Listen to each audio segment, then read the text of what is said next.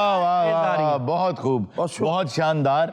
और मैं ये देख रहा हूँ कि आजकल ना हमारी ऑडियंस भी बहुत शानदार, ऐसे ऐसे लोग उसमें आ रहे हैं जो बड़ी अच्छी बातें भी कर रहे हैं। और हमें सवाल भी आते रहते हैं, मतलब इनबॉक्स में भी आते हैं, कमेंट्स में भी क्वेश्चंस आते रहते हैं, और भी चीज़ें आती रहती हैं। अच्छा, अब मज़े की बात ये है कि मैं अक्सर जब स्टूडेंट्स से बात करता हूँ ना, तो वो कहते हैं कि जी हम चाहते हैं कि हम वही अचीव कर लें जी जो सब ने अचीव किया है। जैसे मिसाल के तौर पे कोई एंकर है तो हम भी आपकी तरह एंकर बन जाएं, जो जिसने अचीव किया मैं वो कर लें। जो गुलकार है, सर मैं सिंगर हूं, मैं भी चाहता हूं मैं फलां अली जफर की तरह, राहत की तरह, उनकी तरह मैं वो बन जाऊं। अच्छा, ये ख्वाहिश बहुत अच्छी ख्वाहिश है, लेकिन ख्वाहिश गलत है। कैसे? गलत कैसे? हाँ, मैं उन्हें कहता हूं कि आप बन सकते हैं अगर आप अपना सवाल बदल लें। अच्छा। आप ये कहें कि अगर मैं कमेडियन हूं, मैं सलीम अलबेला या आगा माजिद बनना चाहता हूं, तो ये इस जुमले को बदलें। आप कहें मैं चाहता हूं कि जितनी मुश्किलें सलीम ने देखी है ना, मैं भी देखूं। क्या बात, ये बात सर, जितनी मैं हारून साहब कहता हूं जितनी मुश्किलें आगा माजिद ने देखी है ना, मैं भी देखूं। मेरा बड़ा दिल करता है। बड़ी फलसफाना गल है। अच्छा, जितनी मेहनत अली जफर ने की हुई है, मतलब हम उसे देखा करते थे, वो गवर्नमेंट कॉलेज में ही था और उसके बाद शाम में वो जाके एक 5 स्टार होटल के अंदर वहाँ गाया भी करता था, साथ वो बजाता भी था, और वहाँ पे और भी मुसव्वरी वगैरह ये वो। मैं चाहता हूँ कि वही मेहनत मैं करूँ जी। आपको वो सीट नजर आ रही है, उसके साथ जो पीछे सारी मेहनत है वो आपको नजर नहीं आ रही है। तो मैं अक्सर ये कहता हूँ कि मेरी तो खैर मिसाल नहीं ना, उसकी वजह ये है कि एक वन ऑफ होता है, ये अल्लाह ताला की बस खास कोई करम नवाजी किसी पे हो जाती है, वरना आप बाकी जितने आप एंकर्स को देखें कितनी मेहनत है उन लोगों की। 35 साल पहले सड़कों से स्टार्ट किया, रिपोर्टर से स्टार्ट किया। तो अब ये क्यों नहीं कहते कि मेरा बड़ा दिल करता है मेरे भी रिपोर्टिंग करते करते जूते टूट जाएं। वाह, दिल नहीं करता, डायरेक्ट दिल करता है वहां जाकर सीट पे बैठ जाऊं। सब शॉर्टकट तलाश करते हैं, मतलब वो चाहते हैं कि रातों रात शोहरत की बुलंदियों में पहुंच। नहीं, मैं ऐसा नहीं है। ਤੁਹਾਡੇ सामने बैठे ने अगले। गोगा तो है रॉकेट। एक दफा क्लैप होनी चाहिए। गोगा है रॉकेट। आपने कभी चला हुआ रॉकेट देखा नहीं है? ਇਹ ਗੋਗਾ ਉਹ ਰਾਕਟ ਜਿਹੜਾ ਉੜਿਆ ਜਾਂਦਾ, ਉਹ ਪਿੱਛੇ ਧੂਏ ਦੀ ਲਾਈਨ ਨਹੀਂ ਹੁੰਦੀ ਐ। ਇਹ ਲੈਨ ਆ, ਰਾਕਟ ਅੱਗੇ ਆ। ਰਾਕਟ ਬਹੁਤ ਦੂਰ ਆ ਅਰੁਣ ਸਾਹਿਬ। ਰਾਕਟ ਇਹਨੂੰ ਛੱਡ ਕੇ ਜਾ ਰਿਹਾ ਕਿ ਮੇਰੇ ਨਾਲ ਨਹੀਂ ਆਉਣਾ। ਇਹ ਪਿੱਛੇ ਜਾ ਰਿਹਾ ਜੀ। बादलों पे धुआं सा एक बारीक सा उड़ता नजर आता है, वो रॉकेट होता है, जहाज है। बहन यही बात हो रही है, तुम कोमे में थी। अच्छा, मैं जहाज नहीं देखा वो जड़ा पीछे धुआं छड़दा जाता। अगर जहाज पीछे धुआं छड़ना शुरू कर देवे फिर कलमा पढ़ लो। वो बिल्कुल सही कह रहे हैं कि वो धुआं नहीं होता, वो बादल बन जाते हैं। क्योंकि वो गर्म हवा जो है ना, जब उसमें से निकलती है तो ऊपर ऊंचाई पे सर्दी होती है, तो वो एकदम से जैसे आपकी गाड़ी के सामने वो शीशे के ऊपर सारी फॉग नहीं आ जाती, जी, वो उस तरह से मिस्ट होती है, धुआं नहीं होता। वो सही कह रहे हैं।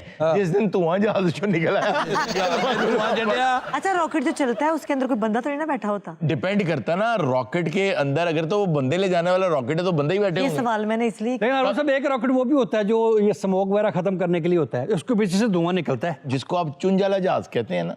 वो चुंजाला जो जहाज होता है ना, वो रॉकेट नहीं होता, पहली बात। अच्छा जी। दूसरा, रॉकेट आप उसको कहते हैं ना जो आगे से चोंच बनी हो और पीछे से धुआं निकल रहा हो, वो असल में रॉकेट नहीं होता। ओ की भाई बाबे दी कुल्फी होंगी। मतलब साहब बात ये है, वो ऊपर जो उसकी टिप होती है ना, वो होता है पेलोड।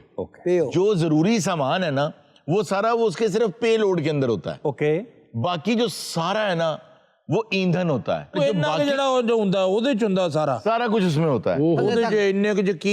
2 किलो आटा ले जाता होगा। यही बात है। अच्छा, अब समझे जरा, ये क्यों इतना ज्यादा क्यों उसमें ईंधन होता है? इतना ज्यादा उसमें ईंधन इसलिए होता है कि मैं आपको मिसाल के साथ समझाता हूं कि अगर आपने 1 पाउंड वजन ऊपर उठाना है ना खला में ले जाने के लिए, तो उसके लिए 2 पाउंड फ्यूल चाहिए। 2 पाउंड। अच्छा, अब ये बात सादा नहीं है, सुनने में बड़ी सादा है कि 1 पाउंड वजन ऊपर लेके जाना है तो 2 पाउंड फ्यूल चाहिए। अब मैं जब उसमें 2 पाउंड फ्यूल डालूंगा तो अब टोटल वजन 3 पाउंड हो गया जो लेके जाना खला तक। उसको चलाने के लिए फिर 6 पाउंड चाहिए। 6 पाउंड चाहिए।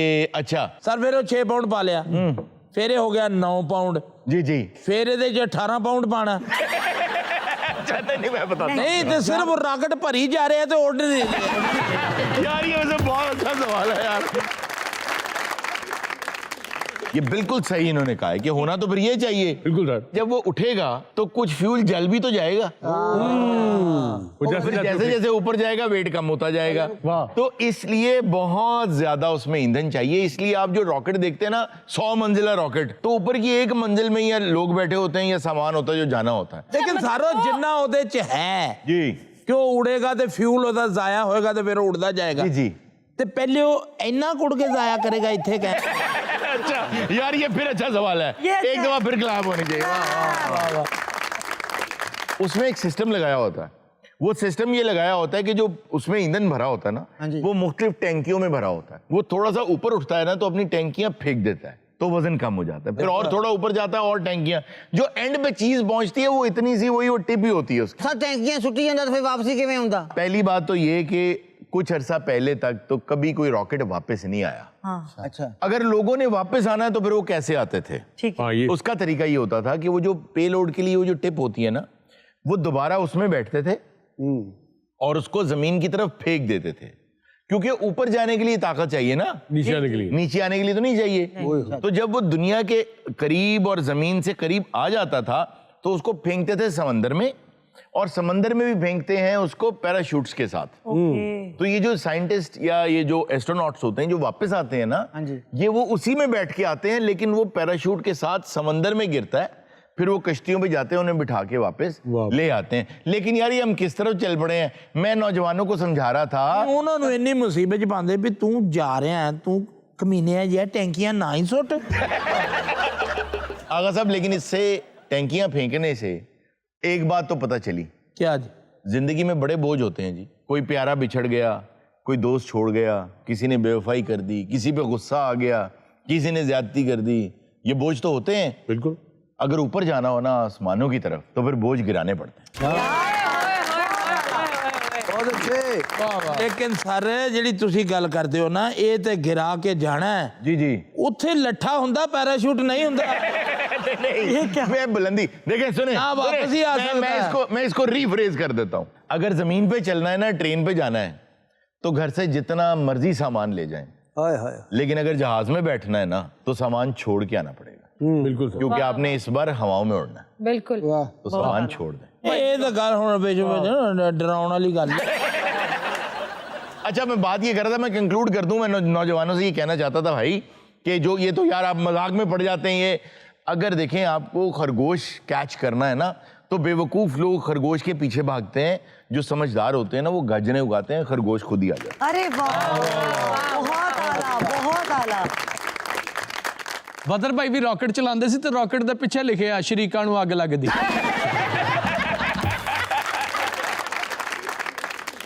हम सब आपको पता है हमारे साथ भी रॉकेट चलाते थे, आपको पता है उन्होंने उसके पीछे क्या लिखवाया हुआ था? क्या? मेहनत ना कर, हसद कर।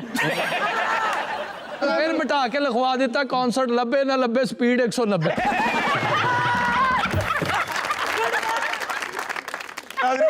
छोटे से ब्रेक कहीं में जाएगा, मिलते हैं ब्रेक के बाद। ਹਕੀਮ ਸਾਹਿਬ ਗਏ ਜੰਗਲ ਦੀ ਰੇਚ ਕੋਲ, ਕਹਿੰਦੇ ਮੈਂ ਤੇਲ ਲੈਣਾ ਆ ਜੀ। ਉਹਨੇ ਥੱਪੜ ਮਾਰ ਕੇ ਸਾਲਿਆ ਮੇਰਾ ਕੋਲੂ।